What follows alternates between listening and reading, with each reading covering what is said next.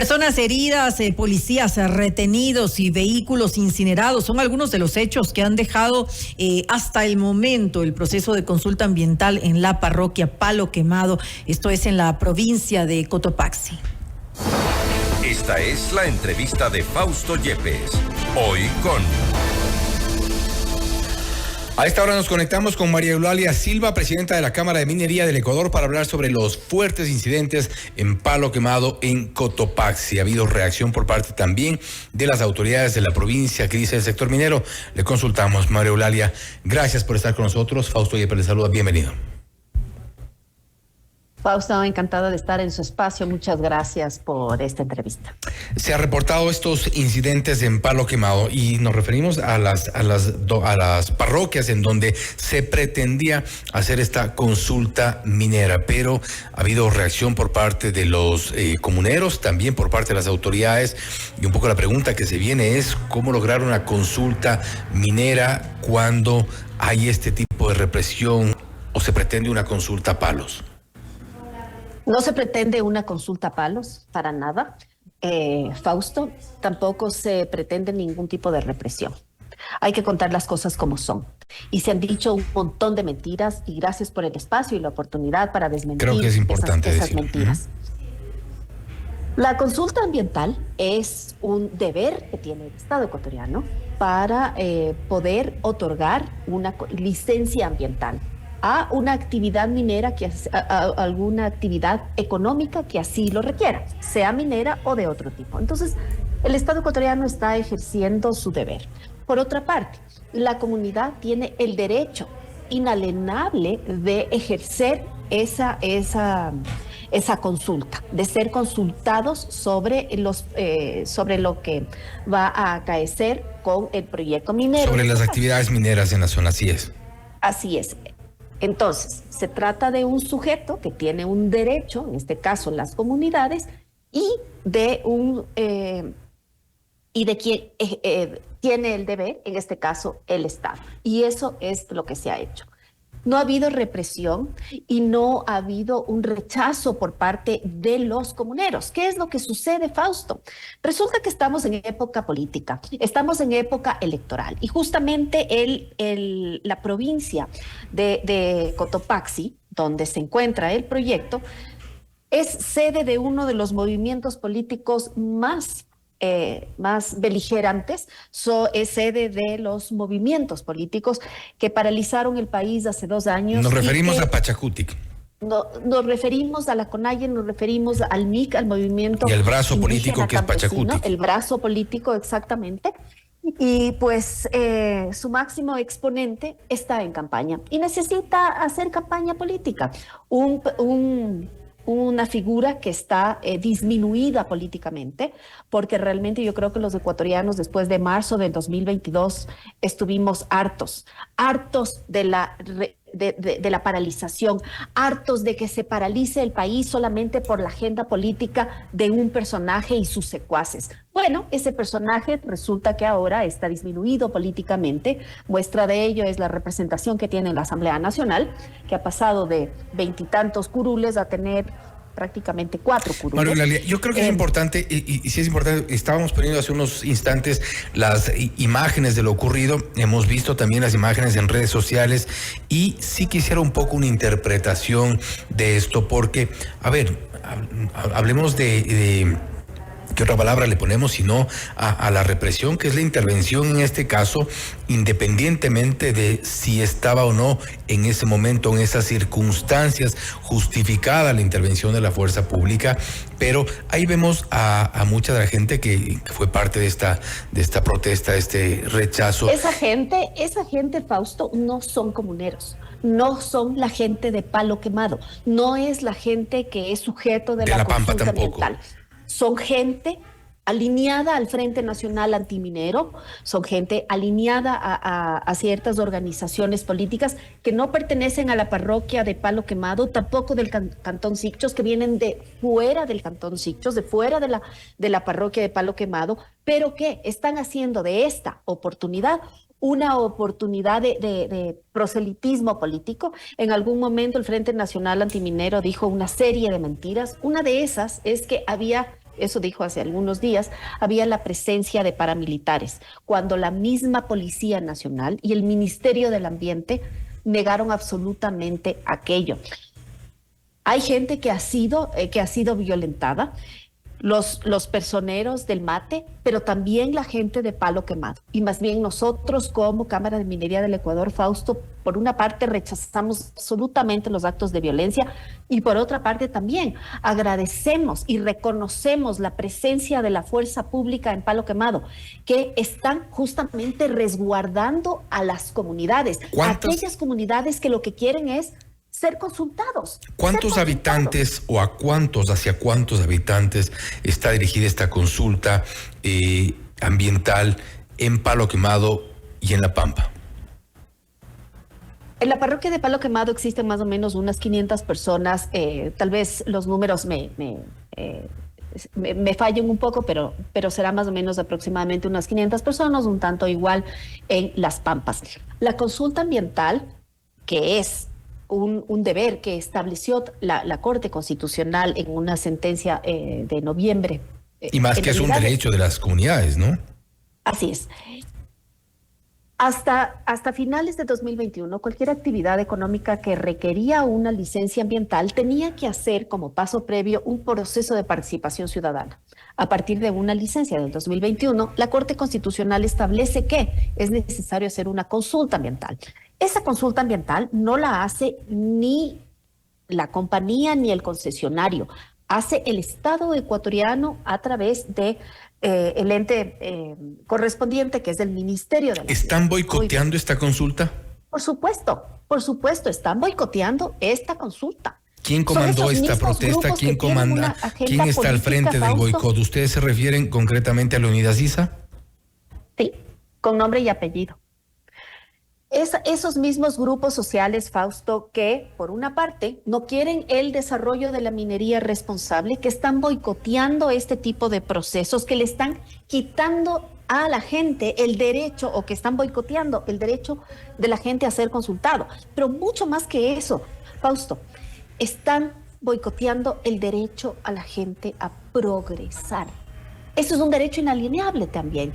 Independientemente de si estamos en la ciudad, si estamos en zonas rurales, independientemente de nuestra tendencia política o de nuestro nivel educativo, yo creo que todos tenemos derecho a progresar, el legítimo derecho a hacerlo.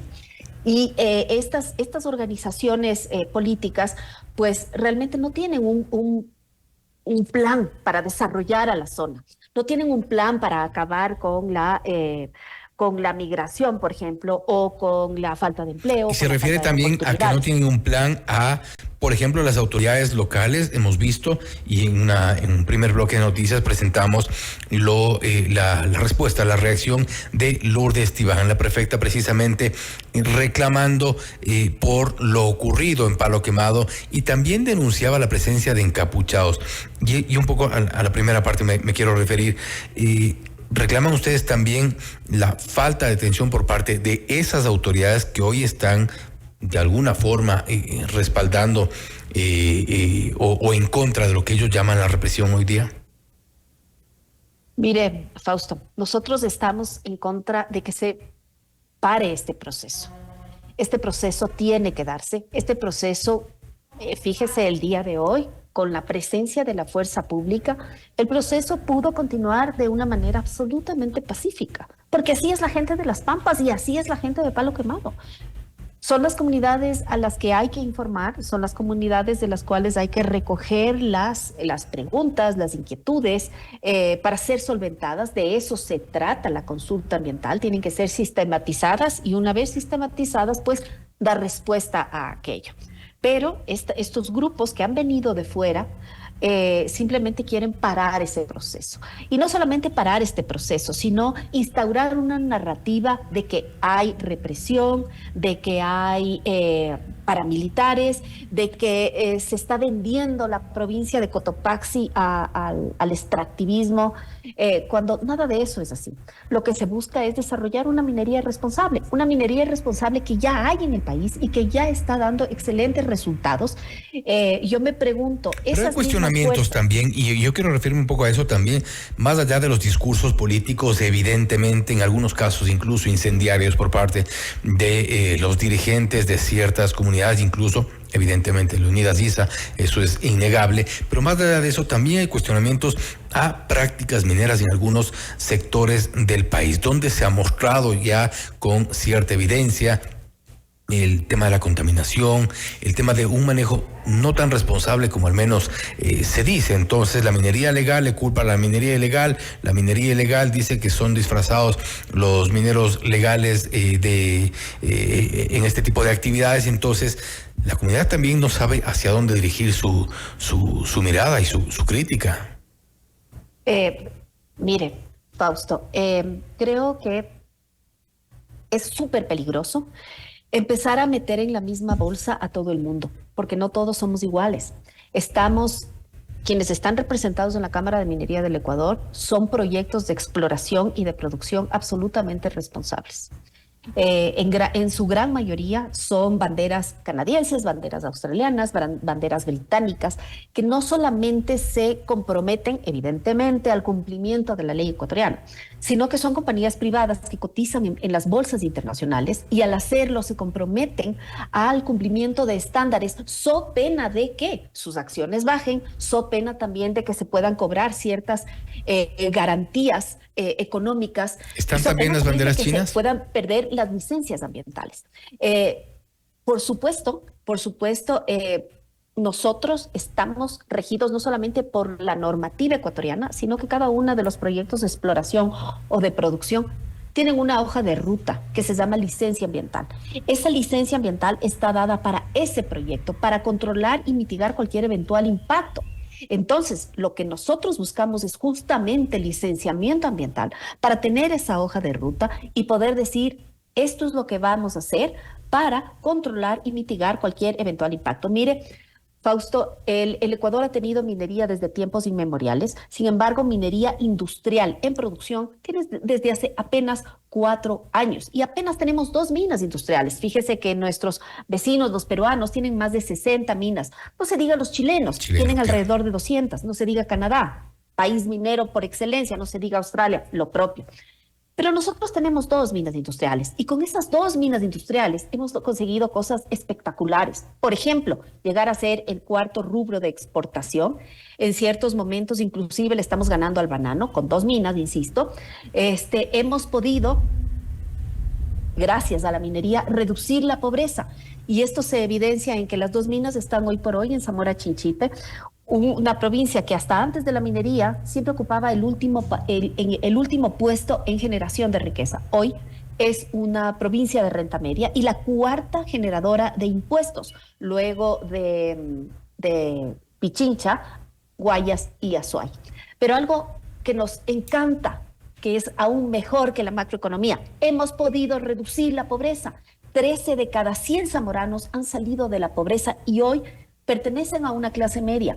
Eso se traduce en un montón de cosas cotidianas. Por ejemplo, la gente está educando mejor a sus hijos. En la provincia, la escolaridad promedio de la gente ha subido más de 2 años. En las zonas de influencia, el ingreso de los chicos a las universidades se más que ha duplicado. Y eso que ha permitido que esas mismas personas puedan volver a sus tierras, que ya no necesiten migrar. ¿Por qué? Porque en sus cantones y en sus parroquias existen oportunidades. Ahora bien, si es que se da esta consulta, y ahí un poco hago una reflexión y una especie quizá de entre pregunta y no sé si un planteamiento sobre la comunicación desde el sector minero, cómo está funcionando frente a las comunidades. Quizá no está pesando más este discurso antiminero frente a lo que usted me menciona respecto a estas cifras, de estos beneficios. No es algo que a mí personalmente no me consta, no lo he averiguado como tal, pero no hay una falla quizá en un tema de comunicación por un lado, y desde el gobierno, la gestión, por ejemplo, el Ministerio de Ambiente. A ver, yo creo que los antimineros existen en este país, sin duda, pero son mucho menos de los que creemos. Son pocos, pero hacen mucha bulla. Y hacen mucha bulla porque, bueno, tienen intereses Y particulares. con todas las bondades que dice tener el sector responsable. minero, ¿no están haciendo quizá ustedes muy poca bulla? Mire, nunca la comunicación será suficiente. Hay que reconocer, tenemos un gran reto en la comunicación, sin duda alguna. Instaurar una nueva industria nunca ha sido fácil, ni para los mineros ni para cualquier otra industria. Las industrias generalmente nacen con un montón de mitos alrededor. Recuerde usted, por poner un ejemplo, hace 30 años que se desarrolló la industria florícola, se decía que las aguas de Cayambe, que la gente de Cayambe, de Tabacundo, iban a morir con cáncer debido a los pesticidas. ¿Y qué ha pasado? No ha pasado nada. Muchos años, incluso atrás, se decía que el OCP no podía cruzar por Mindo porque se iba a destruir la flora y la fauna de Mindo. El OCP está ahí. ¿Y qué ha pasado? Nada. Está conservado. Es decir, ¿qué quiero decir con esto? Todas las industrias tienen un reto de comunicación, porque todas las industrias se enfrentan a esta desinformación, a estos mitos. Nosotros, además, nos enfrentamos a algo adicional, que son las agendas políticas de ciertos actores, pero además, con otro enemigo gigantesco que está solapado, está escondido, que se llama extracción ilícita de minerales.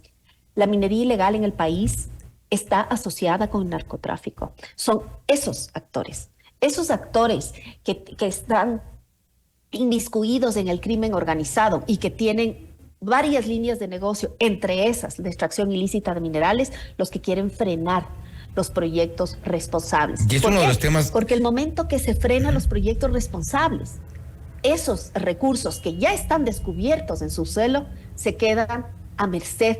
Y no entra el concesionario, no entra el Estado, y es ahí donde entran los mineros ilegales. Nosotros como ecuatorianos no podemos permitir que se nos vaya en nuestras narices esas oportunidades que vienen de los recursos geológicos que tenemos bajo los pies.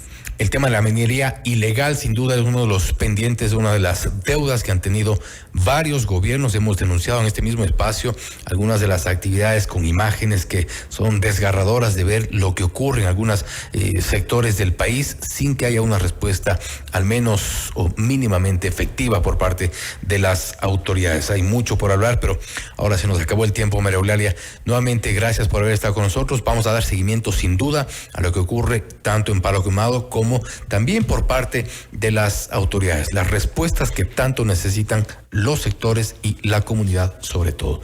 Nuevamente, gracias. Gracias a usted, Fausto. Encantada. Ha sido María Eulalia Silva, presidenta de la Cámara de Minería del Ecuador, hablando sobre los incidentes en Palo Quemado en la provincia de Cotopaxi. Se refiere a la consulta ambiental que deberá ejecutarse a los habitantes de Palo Quemado. Son dos parroquias, Palo Quemado y Las Pampas, donde se deberá ejecutar esta consulta ambiental respecto de las operaciones mineras que se proyectan en este sector. Si se concreta o no, también dependerá del control que mantengan las autoridades y de las respuestas. Esto es Notimundo Estelar, siempre bien informados. Usted está escuchando Notimundo.